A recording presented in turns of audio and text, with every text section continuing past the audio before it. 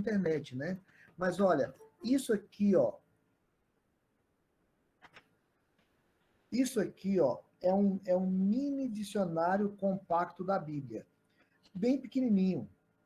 Se a gente tem em casa um dicionáriozinho desse, você vai lá e pega uma palavra, ele aparece uma palavra num canto lá, Festo, governador da Judéia, sucessor de Félix, querendo agradar aos judeus, decidiu entregar em São Paulo, embora reconheceu sua inocência. O apóstolo, ciente da sua intenção, preveniu de que, como cidadão romano, iria apelar para César. Aí vem o texto. Então, ó, veja, se a gente conhece grego, a gente vai lá e pega lá no grego, lá no hebraico. Se não conhece, pode ter um dicionáriozinho bíblico em casa.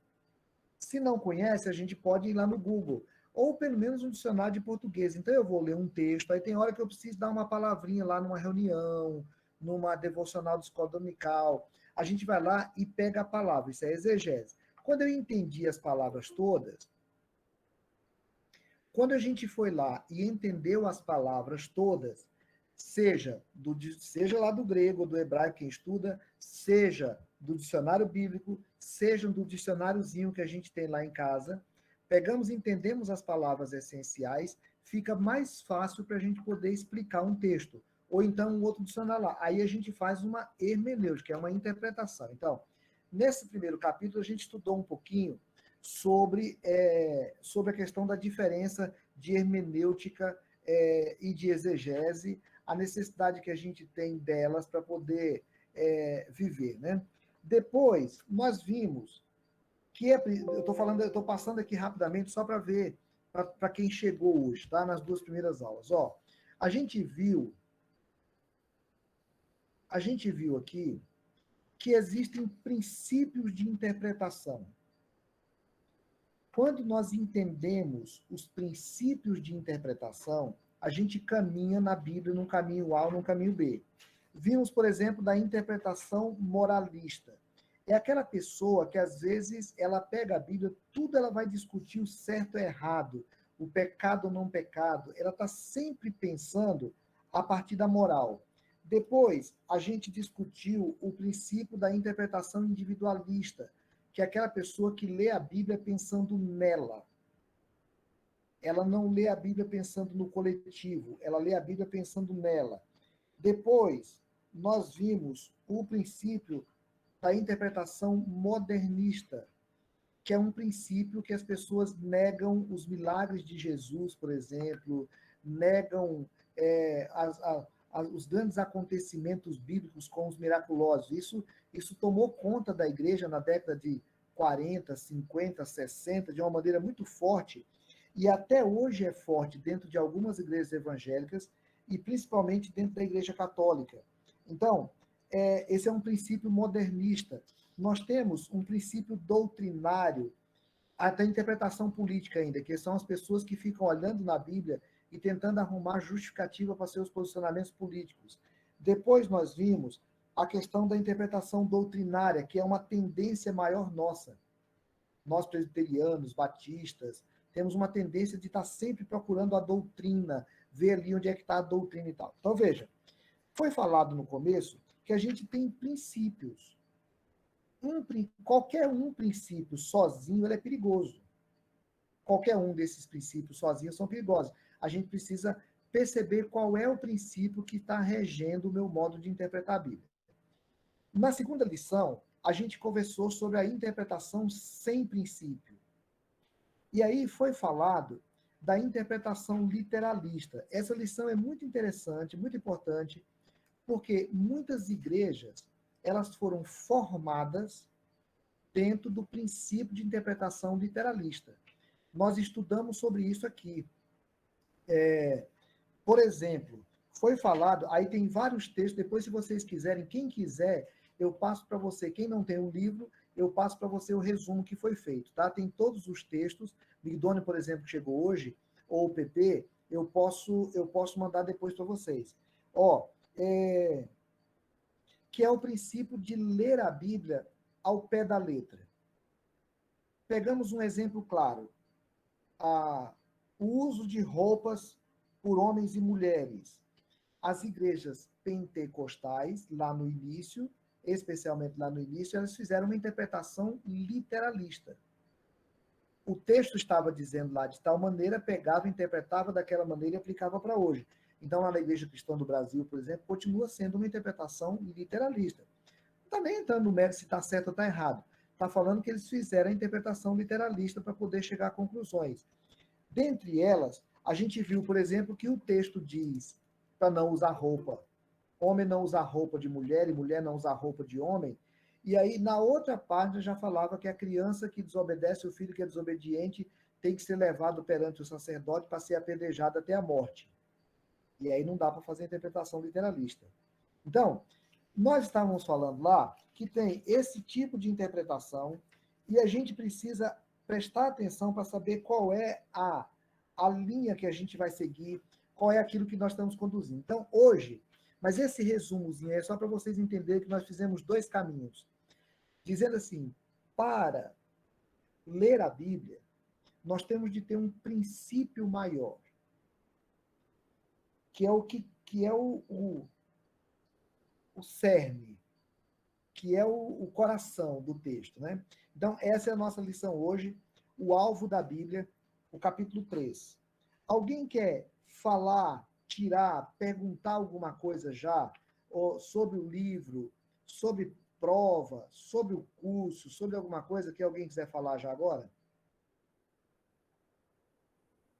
Rev, eu não me lembro se eu me inscrevi nesse curso, mas eu gostaria. E eu gostaria também do livro, se possível. Tá.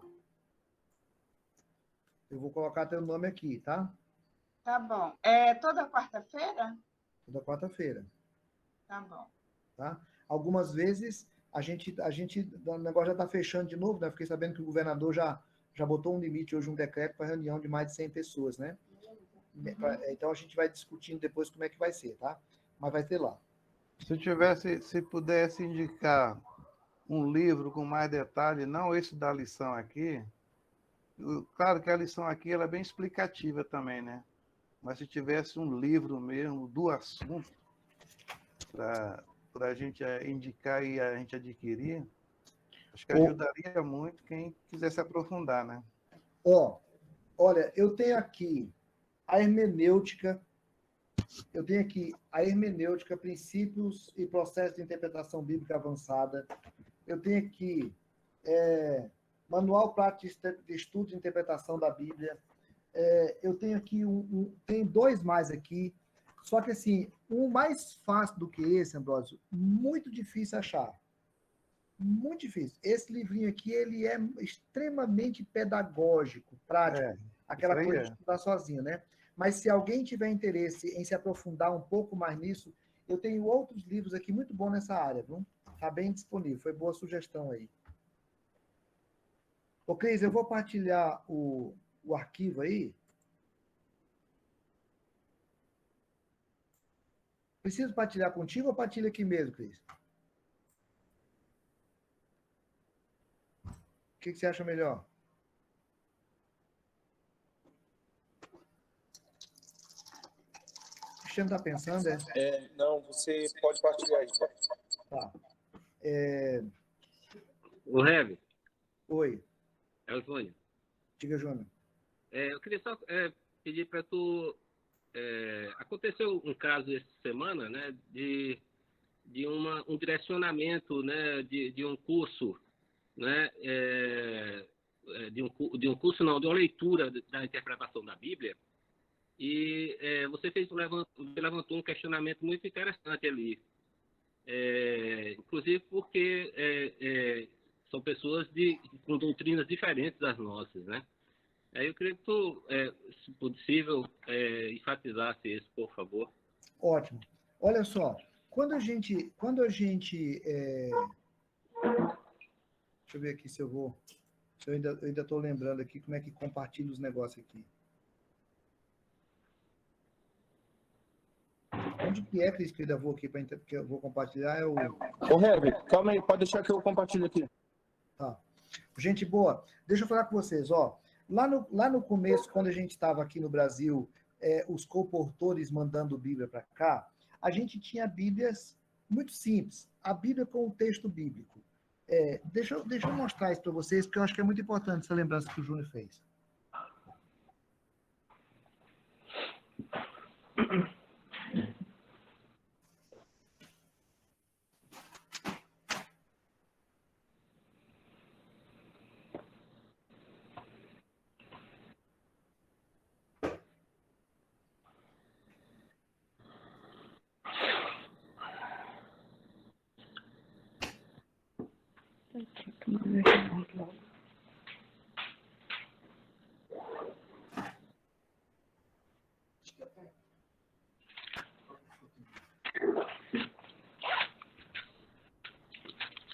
Ó, deixa eu mostrar para vocês. Isso aqui é uma Bíblia.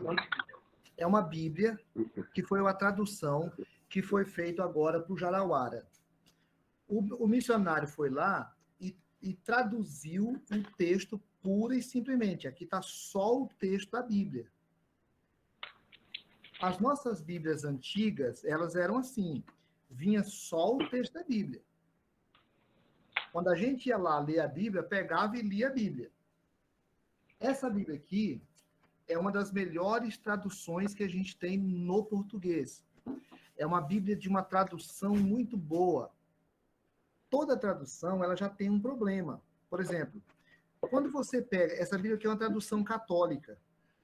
Ela é uma tradução de português muito bom.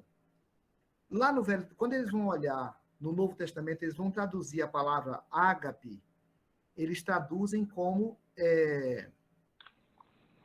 caridade. Nós traduzimos como amor. Isso tem um porquê, né? Porque o princípio de caridade dentro da Igreja Católica é mais enfatizado na questão da participação que a gente tem na salvação. Então, quando a gente pega duas Bíblias, a tradução dela já determina muita coisa para a vida da gente. Agora, olha só. Aqui você ainda tem mais. Você tem um texto, vocês não vão enxergar daí. A gente tem um texto e tem uma nota aqui embaixo. Essa nota que está aqui embaixo, ela tem um princípio de interpretação, que é o que nós estamos estudando aqui. Tem princípio de interpretação. Então, se eu estiver lendo uma Bíblia católica, vai ter uma linha. Se eu estiver lendo, olha, essa Bíblia aqui é uma Bíblia Shed, que é uma Bíblia de uma avaliação de um pastor batista. A nota que ele vai fazer embaixo, ele faz dentro de uma perspectiva batista. Quando ele for observar alguma coisa de batismo, o texto lá está escrito de um jeito, aí ele vai embaixo e faz um outro comentário de um outro jeito. Da mesma forma, se eu pego ali a Bíblia de Genebra, eu tenho um comentário presbiteriano. O texto é o mesmo, mas o princípio de interpretação é outro. No Brasil, nós tivemos problemas com uma das primeiras Bíblias comentadas, que era uma Bíblia de Scofield.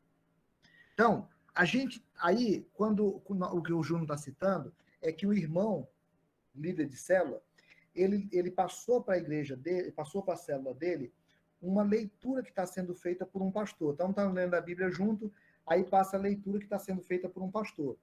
Se for só a leitura, ótimo. A gente vai ver qual é a tradução, mas se for só a leitura, ótimo. O problema é se o pastor resolver fazer um comentáriozinho de cada texto que for lido. Ele vai fazer segundo o princípio dele. Entende? Então, se a gente tá liderando um grupo, tem que tomar cuidado com isso. E, ao mesmo tempo, se a gente estiver fazendo uma leitura, tem que tomar um cuidado com isso, assim, porque uma coisa é a gente ler um texto, outra coisa é a gente interpretar um texto, né? São sentidos diferentes. Beleza? Então, vamos lá. Olha, a lição nossa é a terceira. O Cristiano colocou aí. Pode passar para a gente, Cris, por favor? Ó, toda vez que a gente for... Primeira coisa para nós aqui. Para que a Bíblia foi escrita?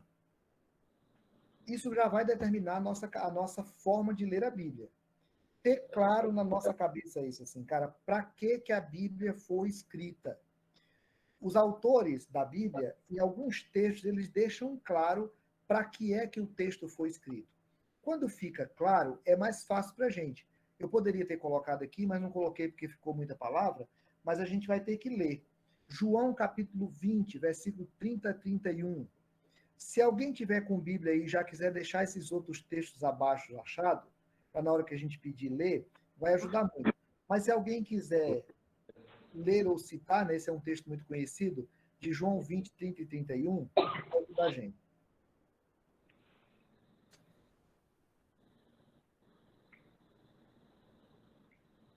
Pode ler? Eu posso. Na Por favor. Na verdade, verdade, fez Jesus diante do discípulo muitos outros sinais que não escritos neste livro. Estes, porém, foram registrados para que creais que Jesus é o Cristo, Filho de Deus, e para que, crendo, tenhais vida em seu nome. Veja, João está dizendo, gente, aconteceram muitas outras coisas que não estão registradas nesse livro. Esses que eu registrei aqui têm um propósito básico. Qual é o propósito?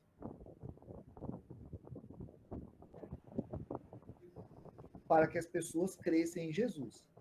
Ele não está escrevendo o livro com uma outra proposta. O livro básico dele não é fazer um relatório de tudo o que aconteceu na vida de Jesus. Por isso que as pessoas ficam preocupadas, o que aconteceu na vida de Jesus dos 12 aos 33 anos, aos 30 anos. Não tem importância nenhuma. Porque ali não estavam fatos que se referiam à salvação do homem. João capítulo 2, esse texto é importante para a gente. Ó, João capítulo 2.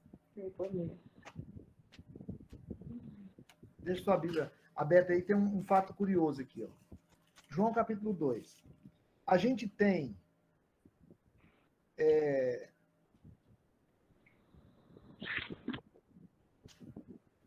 os outros, ele está contando um fato aqui. Jesus purifica o templo, está no versículo 13. Ele está contando esse fato aqui no início do ministério de Jesus. Lá em Mateus, capítulo 21, vamos pegar Mateus, capítulo 21, estou indo para frente e até para trás. Né? Mateus, capítulo 21, versículo 12 e 13.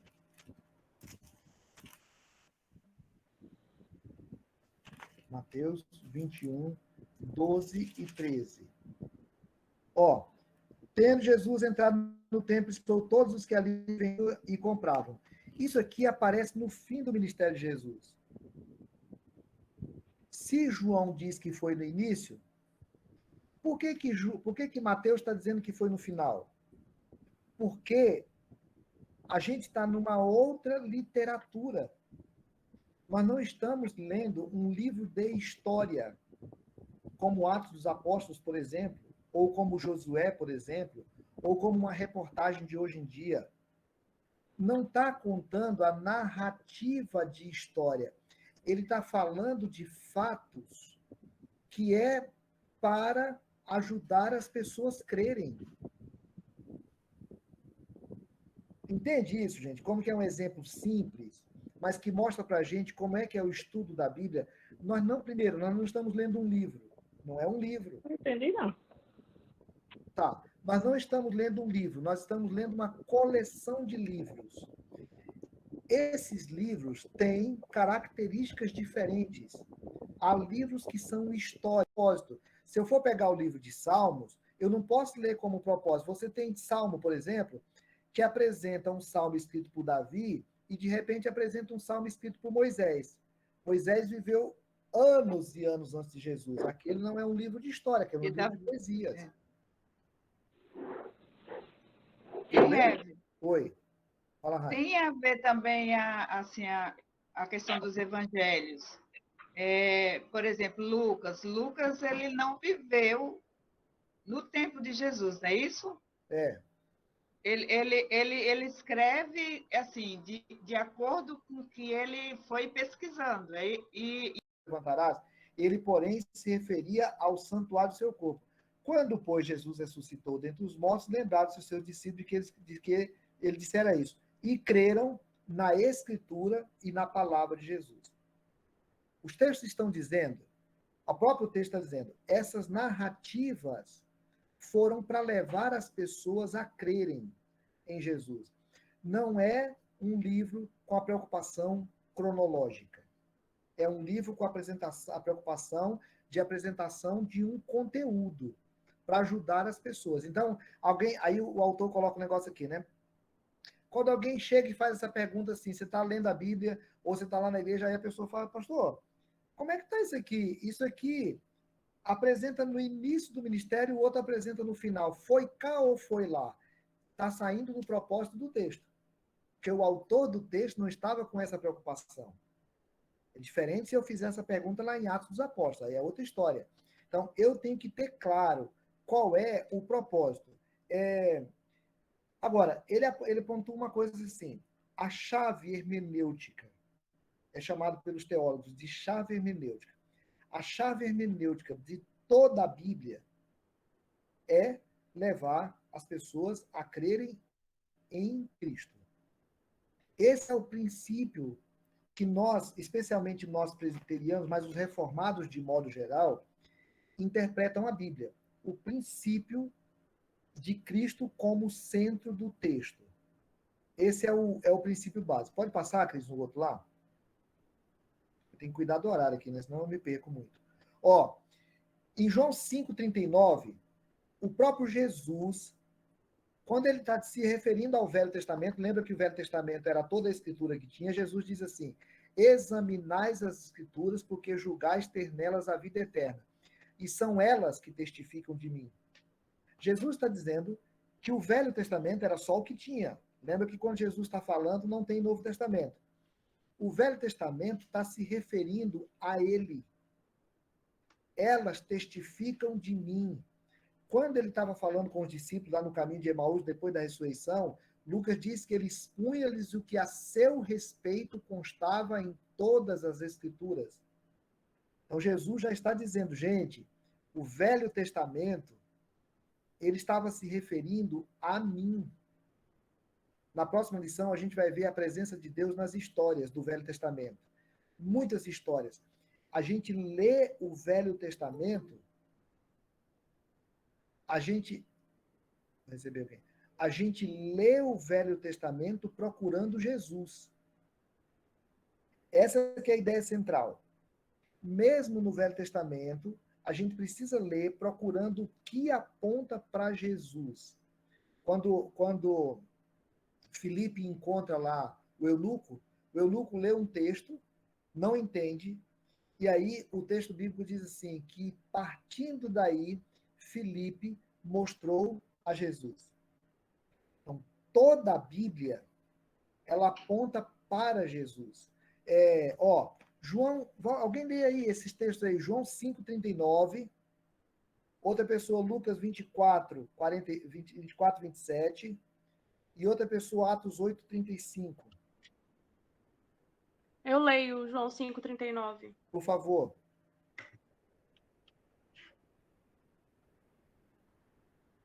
Examinais as Escrituras, porque julgais ter nelas a vida eterna, e são elas mesmas que testificam de mim. Ponto. Então, Jesus está apontando esse texto que a gente já leu, né? Quando os judeus estavam lendo lá o Velho Testamento, eles não estavam entendendo, mas eles estavam procurando a respeito de Jesus. Lucas 24, 27. E começando por Moisés, decorrendo por todos os profetas, apunhar-lhe o que a seu respeito constava em todas as escrituras.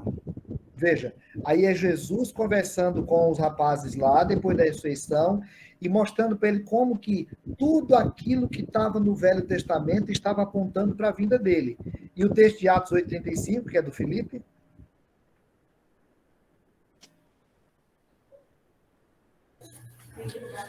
Então Filipe, abrindo a boca e começando nessa escritura, lhe anunciou a Jesus.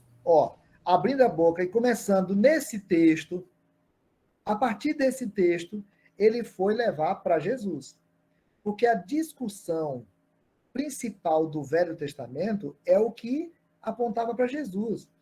Tanto Jesus falando isso com os judeus, Jesus falando isso com os discípulos do caminho de Emaús, e Filipe vai dar o exemplo já no Novo Testamento, já no pós-evangelho, como que essa é a chave hermenêutica principal da Bíblia. A chave hermenêutica principal da Bíblia é apontar para a história da salvação.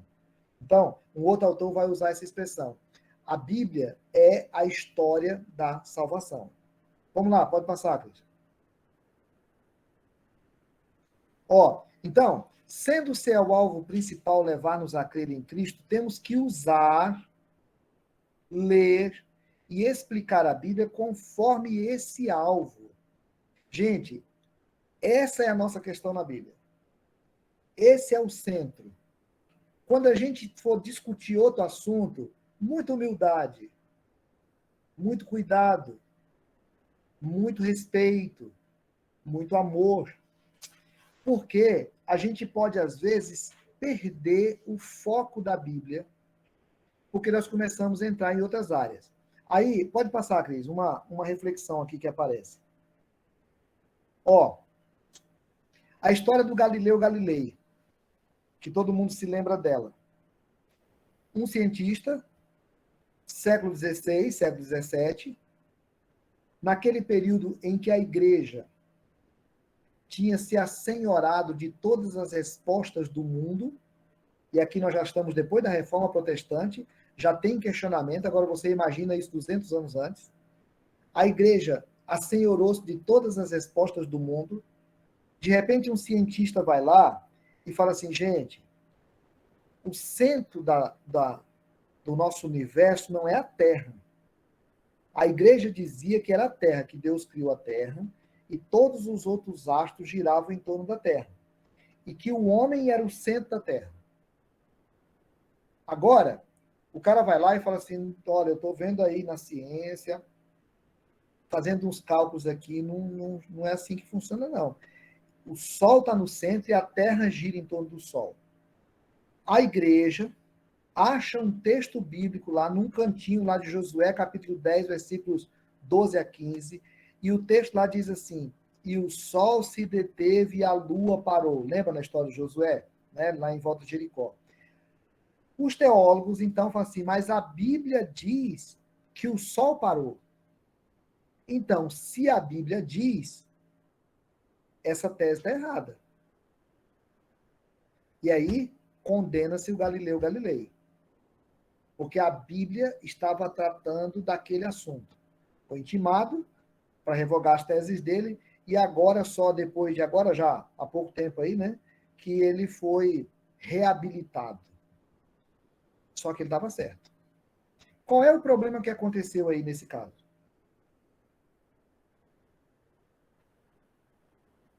O que a gente tira de lição para isso, para a vida? Provavelmente o Galileu, ele jamais ia acreditar na Bíblia, seguir a Bíblia ou se interessar, porque ele estava certo, né? E assim, existem, como esses textos, existem outros que eles são aplicados em um determinado momento, por um motivo ali, eu não sei exatamente o que foi o que aconteceu, o sol deteve em Josué, né? Mas existe lá a questão de Elias também, que orou e parou de chover. É uma situação, mas não é que vai ser sempre assim, entendeu? Eu creio dessa forma. Então, assim, aí nessas horas, se a gente não prestar atenção, ao invés de trazer a pessoa para Jesus, a gente vai afastar. Que mais alguém que aplica isso para nós? O que a gente aprende com essa história do Galileu Galilei e a igreja dando respostas? A igreja dando respostas de uma coisa que ela não se a Bíblia aponta para Cristo, então essas questões aí de astrologia não deveria ser o centro da discussão, né, da igreja. Também Pode seria... até ser o centro da discussão da igreja, mas não baseado na Bíblia, que a Bíblia não se propõe a fundamentar teorias científicas. A igreja pode até discutir as coisas, mas se baseando em outras coisas que não a Bíblia. Né? E também entender que há simbologia nisso tudo, né? De repente, ele está falando a respeito de uma outra situação, usando símbolos, né? Como o sol, a lua e tudo mais. Vê? A gente pode cometer esses erros de, em alguns momentos, querer usar a Bíblia para tratar de temas que a Bíblia não se propõe a tratar. Ela tá falando de acordo com o seu momento. Porque lá na Bíblia tem um lugar lá que fala que Deus estava sob a redondeza da terra. Tá vendo como que a Bíblia fala da redondeza da terra? Isso era conforme aquele intérprete daquele momento estava falando. Aí fala assim, Ezequiel fala que o Espírito Santo veio dos 4 cantos da terra. Mas se são 4 cantos, então não é redonda a terra. A Bíblia, gente, não adianta a gente ficar se metendo. O autor está escrevendo uma coisa conforme a sua compreensão do seu tempo, do seu momento. Não é isso. Agora, Tawane traz um ponto importante aqui. A gente pode discutir tudo, cara. Qualquer assunto. Só que nós não podemos usar a Bíblia como sendo a base para provar coisas que ela não se propõe a fazê-lo. Nos cálculos, e aí nós temos irmãos muito queridos, muito importantes, eu acho fantástico. A gente tem um problema sério, na idade, depois no iluminismo, inventou-se esse lugar central que a ciência tem. Então, a ciência dá a última resposta de tudo. Aí, a gente tem a Bíblia como dá a última resposta de tudo. Quando a ciência dá a resposta de uma coisa contrária à Bíblia, a gente entra em confusão. Aí, nós protestantes começamos, inclusive, a tentar ver a Bíblia cientificamente. O Calvino era um cara que estava muito mais sensível ao fato de que o Espírito Santo testifica no coração do ser humano a verdade da palavra, daquilo que é essência. O Calvino estava muito mais ligado nessa direção que o Espírito Santo dava. Só que a gente começou a querer achar na ciência uma base para mostrar que a Bíblia estava certa. Aí a ciência diz assim, não tem como um cara ficar 3 dias dentro da barriga de um peixe e sobreviver. Aí ele fala assim, então isso é mística, isso é mito, isso é falso. Aí nós criamos uma teologia para isso, a gente fala, isso aqui é uma forma, que são os autores modernistas, os princípios modernistas, né? Isso aqui é uma forma que a igreja teve de contar uma maneira de como as pessoas criam. Porque a gente fica tentando adaptar a Bíblia à ciência. A Bíblia não se propõe à ciência. Porque o mundo, nos cálculos que tem da genealogia dos judeus, o mundo teria 6.000 anos. É muito pouco para o que a ciência vai mostrando. E se a ciência um dia mostrar que são 200 milhões de anos mesmo, a Bíblia vai deixar de ser verdade a história da salvação? Não. Porque a Bíblia não foi escrita para falar quantos anos a Terra tem. A Bíblia foi escrita para falar que o homem pecou contra o seu Criador, que Jesus Cristo foi enviado à Terra para morrer na cruz e que um dia ele vai voltar. Quantos anos para trás ou para frente não é a preocupação da Bíblia. E aí, a chave linguística, portanto, que nós temos é ler a salvação em Cristo.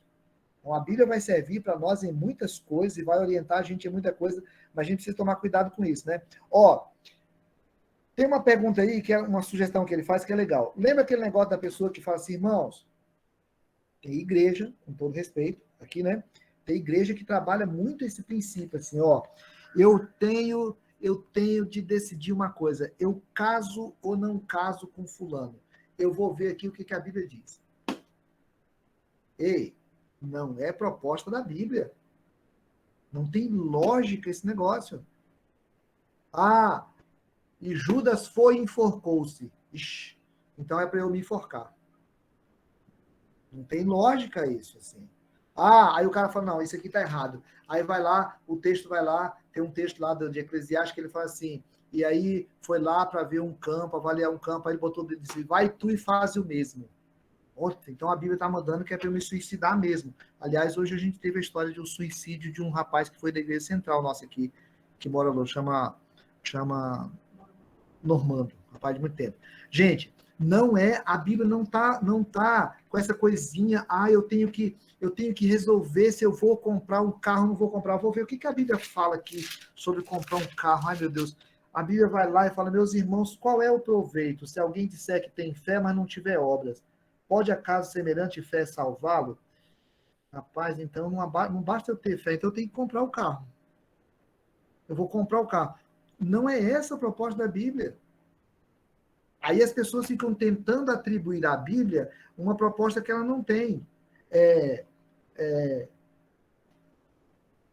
A famosa caixinha de promessas, que hoje em dia, graças a Deus, não é nem muito usado. Os irmãos iam lá na livraria, compravam uma caixinha de promessa, coisa bonitinha, todo dia vai lá na escola, na hora do almoço, arranca um versículo, lê para a família, o versículo todos são de promessas maravilhosas de Deus, e aí ele passa lá 10 anos lendo aquela caixinha de promessas só com promessas maravilhosas de Deus.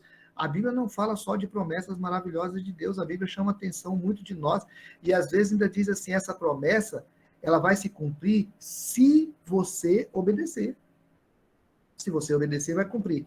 Então, a lição de hoje é uma lição simples. Até a Del falou, lição muito fácil hoje, né?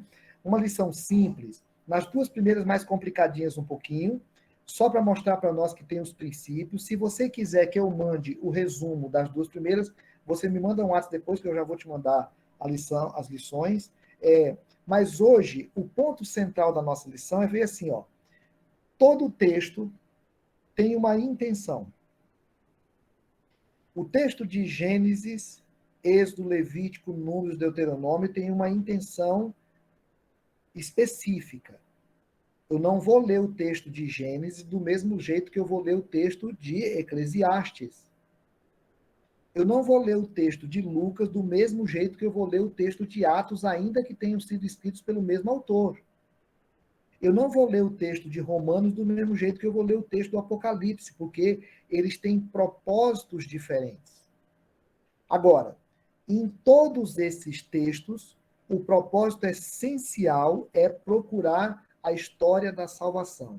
E o que o Cristo fez para nos salvar. Na próxima lição, a gente vai olhar a presença de Deus na história. Na Bíblia de Genebra, todo o livro, no início do livro, conta toda a história daquele livro. Quando foi escrito, que propósito foi escrito. Então, antes de começar a ler aquele livro, na Bíblia de Genebra, conta toda a história daquele livro.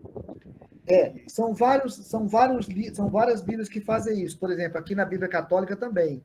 Várias Bíblias fazem isso. Eu acho que é muito legal isso que o Ambrosio está colocando, porque assim, quando a gente consegue ter uma noção histórica, como a gente viu, e aí o pessoal que estudou Deus e seu povo, nós estudamos Gênesis, estudamos Deus e seu povo, cada livro daquele, quando a gente percebe o contexto em que ele foi escrito, ajuda demais, né, Ambrosio, a entender. Foi bem lembrado isso aí. E na Bíblia de Genebra a gente tem isso bem explicadinho, bem legal.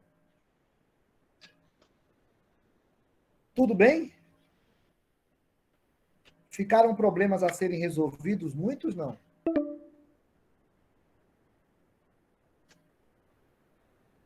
Então tá bom. Então eu vou partir do pressuposto de que a gente meio que entendeu a ideia geral e entendeu a diferença que a gente colocou lá nos evangelhos, que o evangelho não é uma narrativa cronológica dos fatos, mas são registros dos fatos para alimentar a fé das pessoas. E esse é o nosso papel, esse é o nosso desafio.